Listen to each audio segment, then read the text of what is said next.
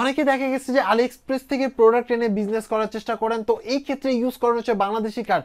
So hello viewers, this is Mahfuz from tips 24। আজকে আমি আপনাদেরকে জানাবো যে আলিএক্সপ্রেস থেকে প্রোডাক্ট কিনে এনে যে ব্যবসাটা করা হয়, সেই ব্যবসা যদি আপনি অ্যাকোয়া বা বিভিন্ন ধরনের বাংলাদেশি মাস্টার কার্ড বা ভিসা কার্ড ইউজ করে যদি করেন, তাহলে সেই ক্ষেত্রে আপনি প্রবলেমে পড়তে পারেন কি। সো সেটা সম্বন্ধে ডিটেলস চলুন শুরু করি। সো অ্যাট ফার্স্ট হচ্ছিল অনেকেই কিন্তু অনলাইনে বা বিভিন্ন ধরনের ফেসবুক গ্রুপ বা বিভিন্ন ধরনের পেজের মাধ্যমে কিন্তু বিজনেস করেন হচ্ছে আলিএক্সপ্রেস থেকে প্রোডাক্ট এনে।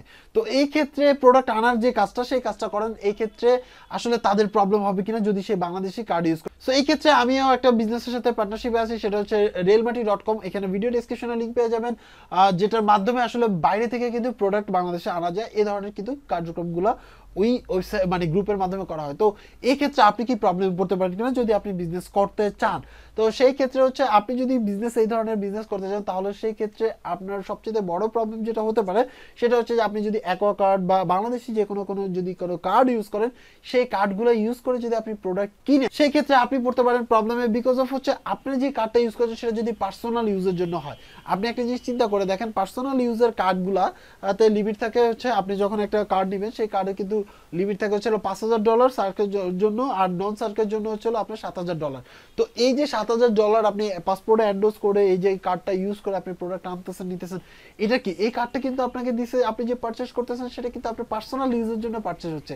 তো আপনি নিজে চিন্তা করে দেখেন যে আপনি এই কার্ডটা ইউজ করে ধরেন মনে করেন যে আপনি 4 লাখ টাকা, আপনি ধরেন এই কার্ডে ধরেন $5,000 লিমিট। তো $5,000 লিমিটে আপনি কিন্তু কি করলেন, কাজ করলেন, আপনার বিভিন্ন ধরনের প্রোডাক্ট আনলেন। তো এই ক্ষেত্রে আপনি ধরেন মনে করেন যে এক্সট্রা প্রতি ডলারে 5 টাকা বা 4 টাকা বা 10 টাকা নিলেন, যাই হোক হোয়াটএভার। তো 5 টাকা 10 টাকা মানে এর বেশি তো আসলে ইউজুয়ালি নেয় না। তো দেখা গেছে যে আপনি কি করলেন, আনলেন, প্রোডাক্ট আনলেন, সার্ভিস দিলেন, সবকিছু ঠিক আছে, কিন্তু বছর শেষে এই কার্ডের এগেইনস্টে আপনার কিন্তু 5 লক্ষ টাকা খরচ হয়ে গেল।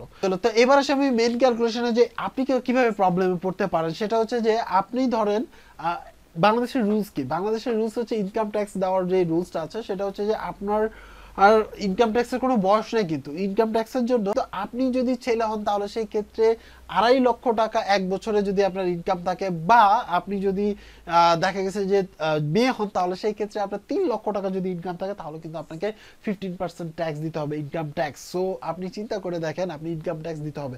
এবার আসি, আপনি কিন্তু কার্ড দিয়ে 5 লক্ষ টাকার যখন প্রোডাক্ট আনলেন, সেই ক্ষেত্রে আপনার প্রফিট হচ্ছে মনে করেন 5% অ্যাভারেজলি। কিন্তু আপনি যদি ট্যাক্সের আন্ডারে পড়ে যান বা ইনকাম ট্যাক্স আপনাকে দিতে হয়, তাহলে কিন্তু আপনাকে দিতে হবে 15%, মানে জরিমানা কিন্তু আপনার লাগতে পারে। সো আই থিঙ্ক আপনারা যারা এই ধরনের কার্ড ইউজ করে বিজনেস করার চেষ্টা করছেন বা চিন্তা করতেছেন, যে আপনি মনে করেন যে একটা ট্রেড লাইসেন্স নিছেন, তারপরে কি করতেছেন, আপনি আপনার পার্সোনাল ইউজের যে কার্ডটা আছে সেই কার্ড দিয়ে আপনি বিজনেস করা শুরু করে দিচ্ছেন, সেই ক্ষেত্রে আপনি কিন্তু প্রবলেমে পড়তে পারেন। সো আজকে এই পর্যন্তই। আপনার কাছে ভিডিওটি হেল্পফুল যদি মনে হয় তাহলে অবশ্যই লাইক দিবেন। এছাড়াও যদি আপনার কাছে কোনো কিছু বলার থাকে তাহলে অবশ্যই কমেন্টস করে জানাবেন। আপনি কি আসলে এই ব্যাপারটা জানতেন নাকি জানতেন না, সেটা অবশ্যই কমেন্টস করে জানাবেন। সো আজকে এই পর্যন্তই। যারা এখন পর্যন্ত আমার এই চ্যানেল সাবস্ক্রাইব করেনি, চ্যানেল সাবস্ক্রাইব করে নিতে পারেন। এছাড়াও যদি কোনো কোশ্চেন থাকে বা যদি কিছু বলার থাকে তাহলে অবশ্যই কমেন্টস করবেন। সবাই ভালো থাকবেন। আল্লাহ হাফেজ।